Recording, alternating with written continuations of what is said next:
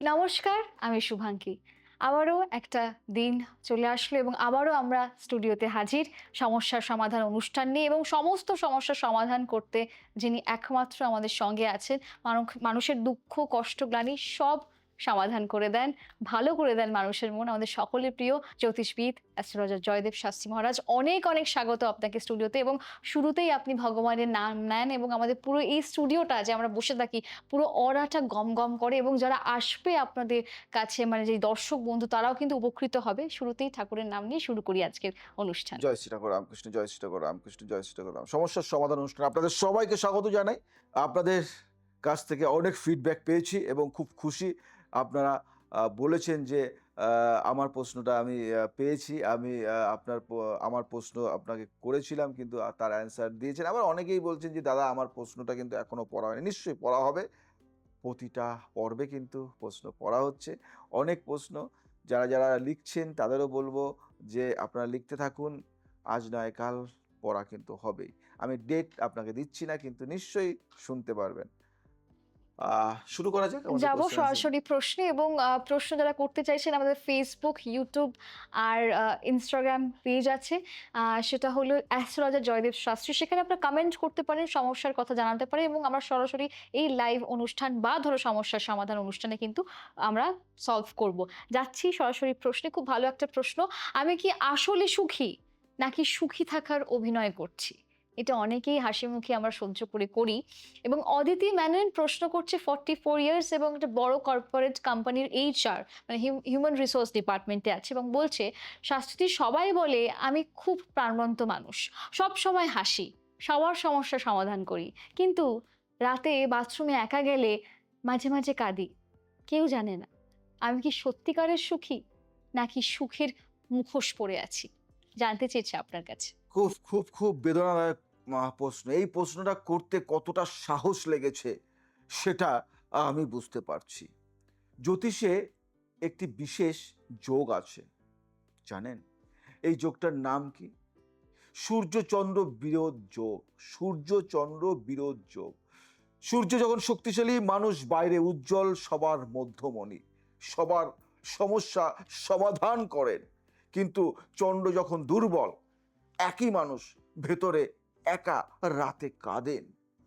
কেউ জানেন না, কেউ জানেন না। এটা দ্বিচারিতা নয়, এটা হলো কি জানেন? দিনের সূর্য রাতে চাঁদের মধ্যে যে আকাশ থাকে, সেই আকাশের নাম আপনি। দিনে সূর্যের আলো দেন, রাতে চাঁদের মতো একা থাকেন। দুটোই সত্যি, দুটোই আপনি। তন্ত্রে যদি আমি আলোচনা করি, তন্ত্রশাস্ত্রে একটি গভীর কথা আছে, যে সবাইকে আলো দেয় সে নিজে অন্ধকারে থাকে। এই অবস্থার নাম তন্ত্রে দীপশিখা দোষ। প্রদীপ নিজের নিচে আলো দিতে পারে না, কিন্তু তন্ত্রে এর প্রতিকারও আছে। আত্মতর্পণ ক্রিয়া। প্রতিদিন নিজেকে একটু সময় দিন, বাথরুমে কাঁদবেন না, একটি নির্জন জায়গায় বসুন, মনে মনে বলুন আমার কষ্ট সত্যি, আমার ব্যথাও গুরুত্বপূর্ণ। এই স্বীকারোক্তি তন্ত্রের সবচেয়ে শক্তিশালী মন্ত্র। বাস্তু বিচারের দিকে যদি আমি যাই, আপনার বাড়িতে একটি শুধু আপনার জায়গা চাই। যেখানে যাবেন সেখানে যাবেন, বা আপনার বাড়িতে সেখানে যাবেন, দরজা বন্ধ করবেন, কিন্তু কাঁদতে নয়, সেখানে নিজেকে খুঁজতে যাবেন। সেই কোণে নীল বা বেগুনি রঙের একটি মোমবাতি জ্বালান, চোখ বন্ধ করুন, নিজের হৃদয়ের কথা নিজেকে বলুন। বাস্তু কি বলে জানেন? যে ঘরে নিজের সাথে কথা বলা যায়, সেই ঘরেই আসল শক্তি থাকে। আর হস্তরেখা, হস্তরেখা যদি আমি বিচার করি, যাদের হাতে হৃদয় রেখা দীর্ঘ ও গভীর, কিন্তু মাঝে মাঝে ছোট দ্বীপের মতো চিহ্ন আছে, এরা অনুভব করেন অনেক গভীরে। বাইরে হাসেন, ভেতরে জমিয়ে রাখেন। কিন্তু একই হাতে সূর্যরেখা যদি উজ্জ্বল হয়, এই মানুষের জীবন একটি নির্দিষ্ট বয়সের পরে হঠাৎ বদলে যায়। যে কষ্ট জমিয়ে রেখেছেন সেটাই একদিন আপনার সবচেয়ে বড় শক্তি হয়। এটা টোটকা দিই, প্রতিদিন একজন বিশ্বস্ত মানুষকে সত্যিকারের কথা বলুন। পূর্ণিমার রাতে খোলা আকাশে বসুন, চাঁদকে মনের কথা বলুন। ওং সময় নম সোমবার 108 বার জপ করুন। চন্দ্র শক্তিশালী হয়।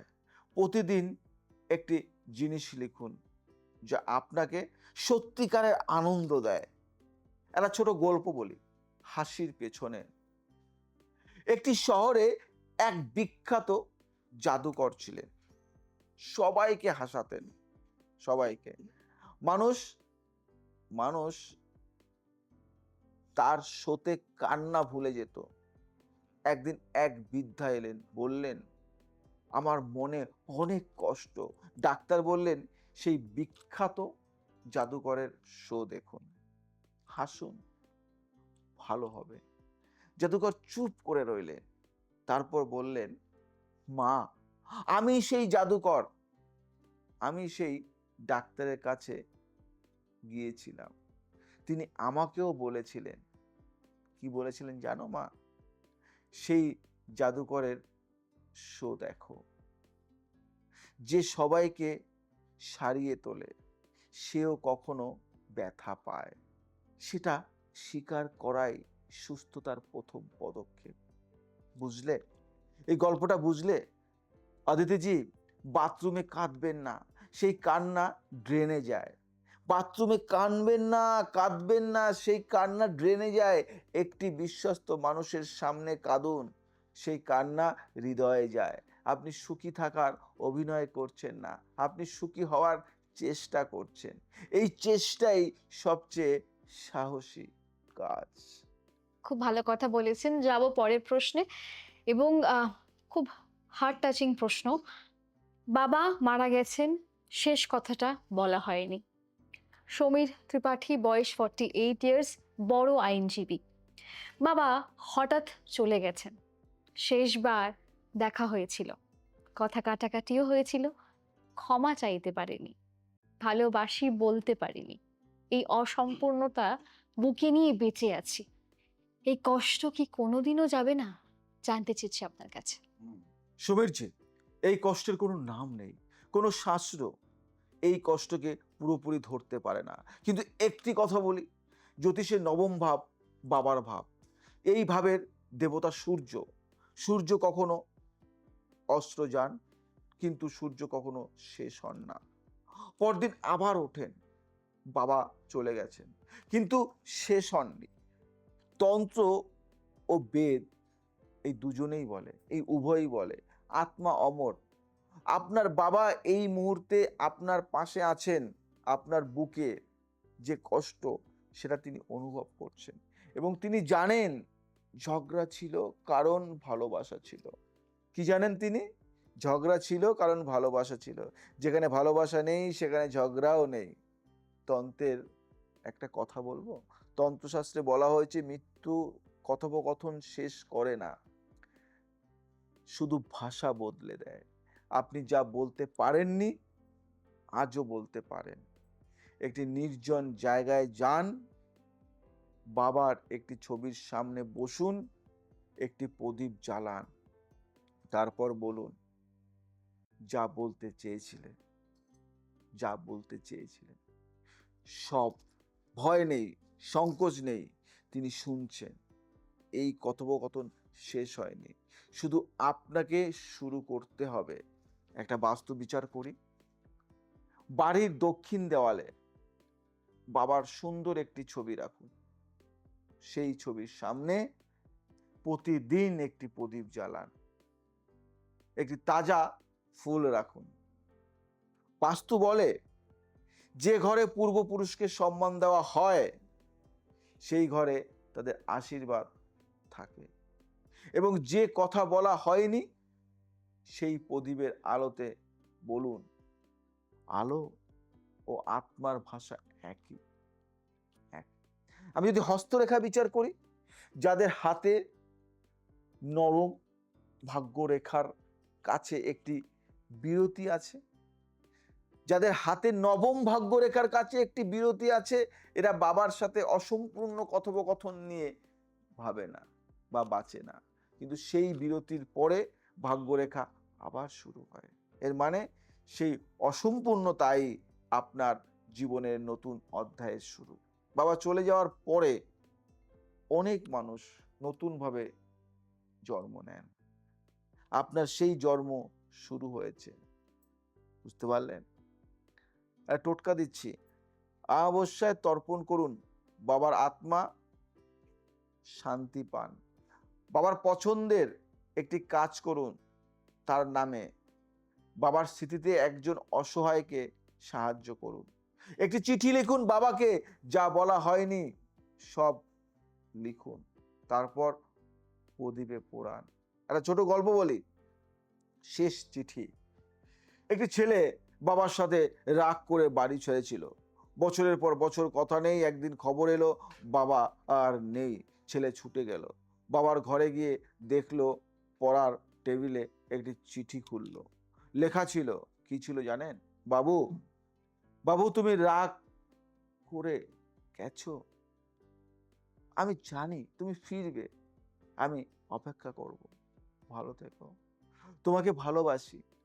চিঠির তারিখ ছিল ছেলে বাড়ি ছাড়ার পরের দিন।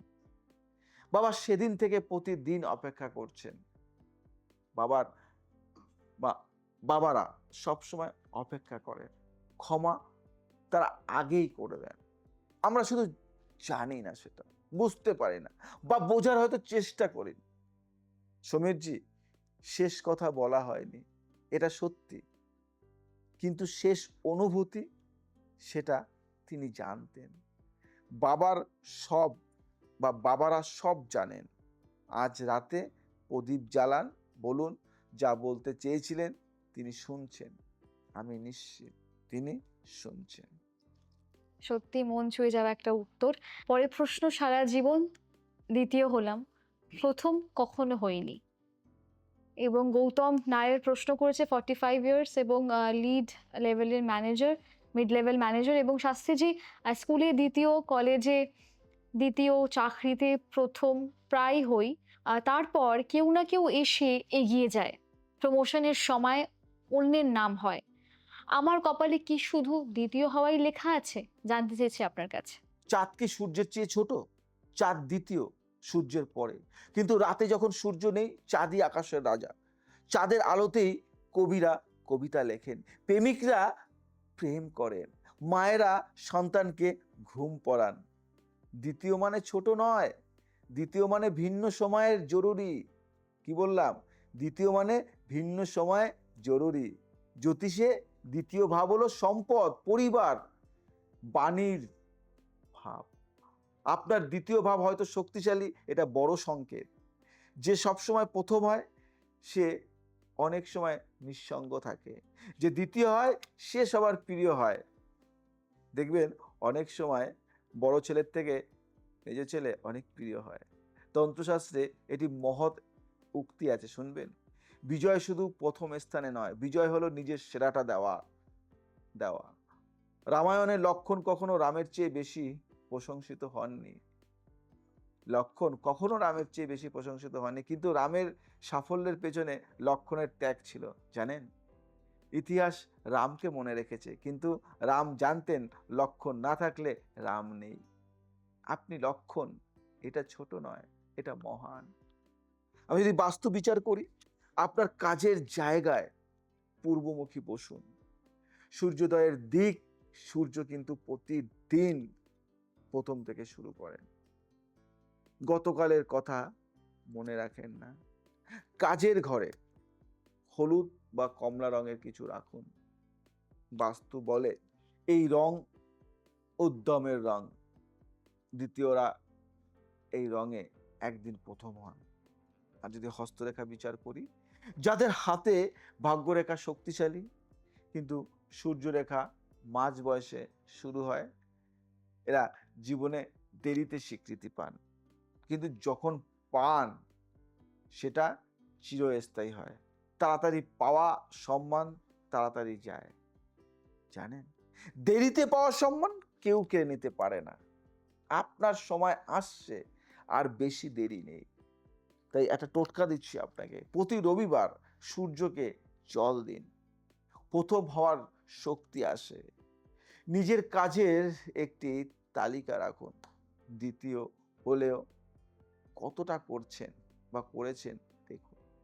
হলুদ পোশাক পরুন। গুরুত্বপূর্ণ দিনে সূর্যের শক্তি পাবেন। ওং ঘৃণী সূর্যায় নমঃ প্রতিদিন ভোরে জপ করুন। একটা গল্প বলবো। দ্বিতীয় পাহাড়। একটি দেশে দুটি পাহাড় ছিল। একটি সবচেয়ে উঁচু, সবাই সেটাই চড়ত। দ্বিতীয় পাহাড়টি একটু ছোট, কেউ সেদিকে যেত না। কিন্তু এক পর্যটক একদিন দ্বিতীয় পাহাড়ে গেল। গিয়ে দেখলো সেখানে বিরল ফুল, যে ফুল দেখা যায় না। সেখানে পরিষ্কার ঝর্ণা, সেখানে অদ্ভুত শান্তি।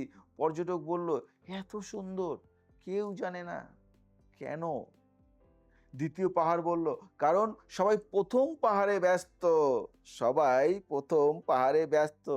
যে একটু অন্যদিকে তাকায় সে আমাকে পায়। দ্বিতীয় স্থানে অনেক কিছু আছে যা প্রথম স্থানে নেই।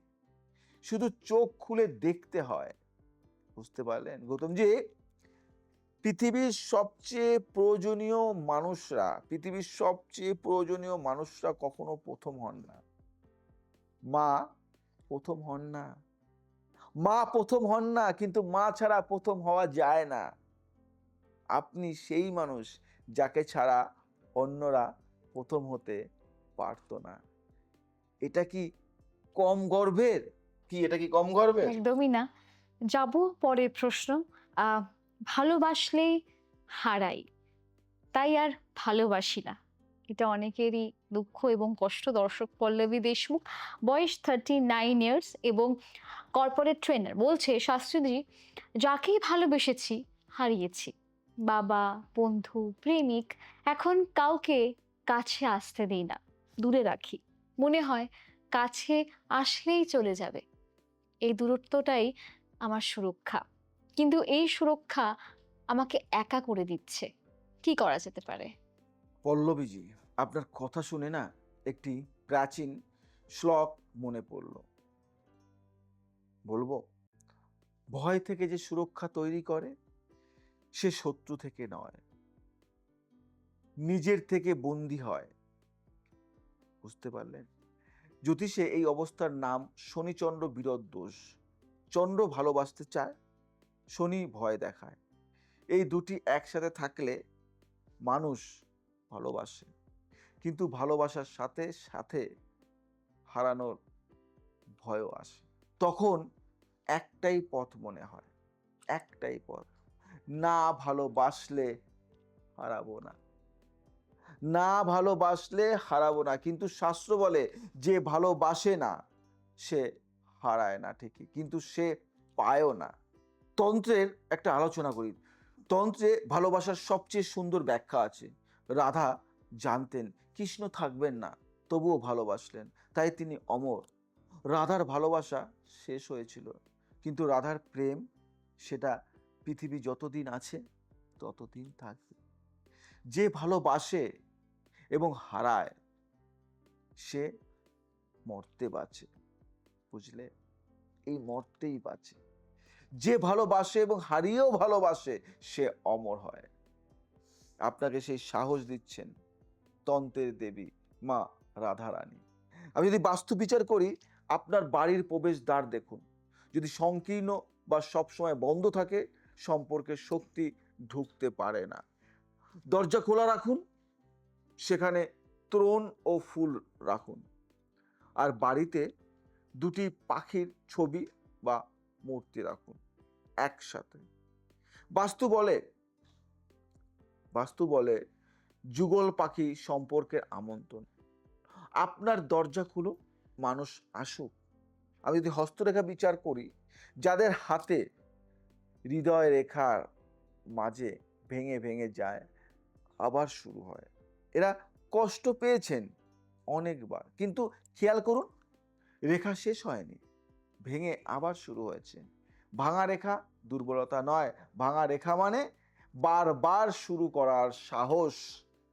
আপনার হাত বলছে আরো একটিবার শুরু করুন, এবারটা আলাদা হবে, আলাদা হবে।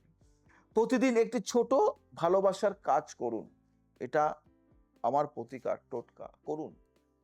অপরিচিতকেও হাসি দিন। শুক্রবার গোলাপ জলে স্নান করুন, হৃদয় খুলতে শুরু করুন। পুরনো প্রিয় মানুষদের ছবি বের করুন, স্মৃতি সম্মান করুন। ওং ক্লিং কৃষ্ণায় নামাহ জপ করুন, প্রেমের শক্তি ফেরে। একটা গল্প বলবো, বন্ধ বাগান। একটি বাগানের মালিক অনেক কষ্ট করে বাগান তৈরি করেছিলেন। ঝড়ে সব ফুল নষ্ট হয়ে গেল। মালিক বললেন, আর ফুল লাগাবো না, আবার নষ্ট হবে। বাগান বন্ধ হয়ে গেল, কিন্তু বন্ধ বাগানেও মাটির মধ্যে থেকে একটি ফুল উঠল। মালিক অবাক হয়ে বললেন, অবাক হয়ে বললেন, আমি লাগাইনি। পুরনো বীজ বলল, তুমি না লাগালেও আমি ফুটতে পারি, শুধু দরজাটা খোলো, রোদ আসুক। ভালোবাসা নিজেই জন্মায়, শুধু দরজা খোলা রাখতে হয়। পল্লবীজি, দূরত্ব সুরক্ষা নয়, কারাগার। কারাগারে চোর আসে না ঠিকই, কিন্তু আলোও আসে না। আপনার হৃদয়ের দরজা খুলুন। হ্যাঁ, আবার ব্যথা লাগতে পারে, কিন্তু আবার আলো আসবে। ব্যথা অস্থায়ী, আলো চিরস্থায়ী। কি তাই তো? একদমই তাই, চিরস্থায়ী। এবং যাব পরের প্রশ্নে। সাফল্যের পরে হঠাৎ সব থমকে গেছে। দর্শক আমাদের অনুপ সিং, এবং বয়স তার 50 বছর, এবং সে বিখ্যাত চলচ্চিত্র প্রডিউসার। এবং তিনি বলছেন, শাস্ত্রীজি টানা 10 বছর সাফল্য, তারপর হঠাৎ 3টে প্রজেক্ট ফ্লপ, পার্টনার চলে গেছে, স্পন্সর নেই, আগে যে ফোন করতো সে আর করে না, একটা অদৃশ্য দেওয়াল যেন তৈরি হয়েছে। এটা কি গ্রহের কারণ, নাকি আমার ভুল? আপনি যে বর্ণনা করলেন, এটা জ্যোতিষের সবচেয়ে পরিচিত একটি ঘটনা। আমি এরকম সমস্যা অনেক পেয়েছি। এর নাম হলো শনির সাড়ে বা ঢাইয়া। শনি যখন জন্মরাশির উপর দিয়ে যান, সাফল্যের গাড়ি হঠাৎ থামে, থামে, মানুষ চলে যায়, ফোন বন্ধ হয়, প্রজেক্ট ফ্লপ করে। কিন্তু শনি একটি বিশেষ চরিত্র আছে। শনি ধ্বংস করতে আসেন না, শনি পরীক্ষা করতে আসেন। যে এই পরীক্ষায় হাল ছাড়েন না, শনি পরবর্তী দশায় তিনি 10 গুণ শক্তিশালী হয়ে ফেরেন। অমিতাভ বচ্চন জানেন এই কথা, জানেন অমিতাভ বচ্চন, তিনিও এই একই পথে হেঁটেছেন। তন্ত্রশাস্ত্রে এই থমকে যাওয়াকে বলা হয় শক্তির পূর্ণ সংগঠন। নদী যখন সমুদ্রের পড়ার আগে একটু ধীর হয়, সেটা দুর্বলতা নয়, সেটা সমুদ্রে মেশার প্রস্তুতি। শিব ধ্যানে বসেন, তারপর তাণ্ডব করে। এই সময়টা আপনার ধ্যানের সময়। হনুমান চালিসা এই সময় সবচেয়ে শক্তিশালী আশ্রয়। হনুমানজি শনির কাছ থেকে রক্ষা করেন। ইতিহাস এটাই বলে, জানেন। যদি বাস্তু বিচার করি, আপনার অফিসে এখন দক্ষিণ পশ্চিম কোণ পরীক্ষা করুন। এই কোণে যদি ভাঙা জিনিস বা অবিনষ্ট কাগজ থাকে, স্থিতিশীলতা নষ্ট হয়, এই কোণ পরিষ্কার করুন। ভারী পাথর বা বড় আসবাব রাখুন। অফিসের প্রবেশদ্বারে 7টি ঘোড়ার ছবি লাগান। বাস্তু বলে থমকে যাওয়া সাময়িক, 7টি ঘোড়া আবার গতি দেবে। আমি যদি হস্তরেখা বিচার করি, যাদের হাতে ভাগ্যরেখা একটু থামে, তারপর আবার শুরু হয়। জ্যোতিষীরা এটাকে বিরতির পরে নতুন অধ্যায় বলেন। বুঝতে পারলেন? প্রতিটি মহান জীবনে এই বিরতি আসে। স্টিভ জবসকে অ্যাপেল থেকে বের করে দেওয়া হয়েছিল। সেই বিরতির পরেই পিক্সার, আপনার হাতে সেই রেখা আছে। বিরতি শেষ হচ্ছে, নতুন অধ্যায় শুরু হবে। একটা টোটকা বলি, প্রতি শনিবার শনি মন্দিরে সরিষার তেল দিন, হনুমান চালিসা প্রতিদিন পড়ুন, শনির কষ্ট কমে। এই সময় নতুন কিছু শিখুন, পরের সাফল্যের বীজ এখন বুনুন। যারা এখন ফোন করে না তাদের জন্য ভালো ভাবুন, ক্ষমার শক্তি মুক্তি দেয়। একটা ছোট গল্প বলি, সমুদ্রের বিরতি। একটি ঢেউ তীরে আছড়ে পড়লো, ভেঙে গেল। পাশের ছোট পাথর বলল, তুমি শেষ। ঢেউ হাসলো, বলল, আমি শেষ নই, আমি সমুদ্রে ফিরে যাচ্ছি, আবার আসবো, আবার আসবো। আরো বড় হয়ে পাথর দেখলো সেই ঢেউ সমুদ্রে মিশে গেল। কিছুক্ষণ পরে আরো বড় একটি ঢেউ এলো, পাথর চিনতে পারলো না, কিন্তু ঢেউ জানতো সে ফিরে এসেছে। থামা মানে শেষ নয়, থামা মানে বড় হওয়ার প্রস্তুতি। বুঝলেন অনুপজি? যারা ফোন করতো আর করে না, তারা আপনার শত্রু নয়, তারা শনির পাঠশালার পরীক্ষক। পরীক্ষা শেষ হলে তারাও ফিরবে। তখন আপনি বুঝবেন কে আসল, কে সাময়িক। এটাই শনির সেরা উপহার। সত্যি খুব ভালো, ভালো আজকে প্রশ্নের উত্তর পেলাম। আপনারাও যারা এরকম উত্তর করতে চাইছেন বা উত্তর পেতে চাইছেন বা সমস্যার সমাধান পেতে চাইছেন, আমাদের একটা ফেসবুক পেজ এবং ইউটিউব চ্যানেল এবং আমাদের একটা ইনস্টাগ্রাম পেজ আছে অ্যাস্ট্রোলজার জয়দেব শাস্ত্রীজি। ওখানে কিন্তু আপনারা কমেন্ট করতে পারেন, আপনার সমস্যার কথা জানাতে পারেন এবং যাওয়ার আগে যে বিশেষ কথাগুলো বলবো যে অনেকেই আমাদেরকে মেসেজ করছেন, বলছেন যে সত্যি অ্যাস্ট্রোলজিটাকে শিখতে চাই, প্রফেশন করতে চাই। তারা জেডি অ্যাস্ট্রো কনসালটেন্সি এবং একাডেমির হাত ধরুন, কারণ একটা ছাদের নিচে সবকিছু পাবেন না। যেমন নারীবিদ্যা শিখতে পাচ্ছেন, লাইফস্টাইল চেঞ্জেস, যোগা, ট্যারোট, বাস্তু সায়েন্স, পামিস্ট্রি, নিউমোলজি সব কিছু এবং তন্ত্র সব কিছু একসাথে, এবং সার্টিফিকেশন তো হচ্ছেই। তার সঙ্গে আমরা এটা বলি যে আপনি যদি কাজ না করতে পারেন, আমরা আপনাকে সুযোগ করে দেবো। এবং আজকের দিনে দাঁড়িয়ে এই কজন শিক্ষক আছে বা কজন একাডেমি আছে যে হলপ করে বলতে পারে যে আপনারা যদি সুযোগ না পান, সেই সুযোগ আমরা আপনাদেরকে করে দেবো। তো এটা খুব স্বচ্ছ একটা জায়গা আমার মনে হয়। এছাড়া যেটা বলবো সেটা হলো, যারা সমস্যার সমাধান চাইছেন, সব তো মেসেজ পড়া সম্ভব না, অনেক প্রশ্নের উত্তর সম্ভব না। তো আপনারা কিন্তু কনসাল্ট করতে পারেন অনলাইন এবং অফলাইন। এবং যাওয়ার আগে আপনার কয়েকটি কথা শুনবো।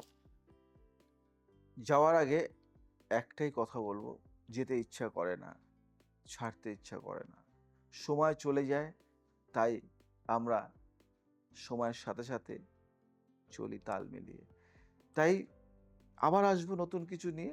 যারা নিয়মিত আমার অনুষ্ঠান দেখো, যদি ভালো লাগে শেয়ার করো, লাইক করো, কমেন্টস করো এবং ছড়িয়ে দিও ফ্রেন্ড সার্কেলের মধ্যে। যারা টিভিতে দেখছো তারা অ্যাস্ট্রোলজার জয়দেব শাস্ত্রী আমার চ্যানেল রয়েছে, ইউটিউব চ্যানেল রয়েছে, ফেসবুক পেজ রয়েছে এবং ইনস্টাগ্রাম রয়েছে, দেখো ওখানে।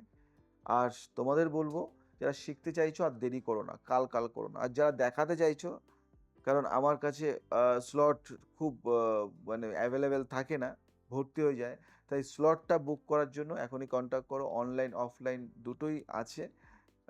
আজ আসি, আবার আসবো নতুন কিছু নিয়ে। ভালো থাকো, সুস্থ থাকো, সবাইকে ভালো থাকো। জয় শ্রীরাম।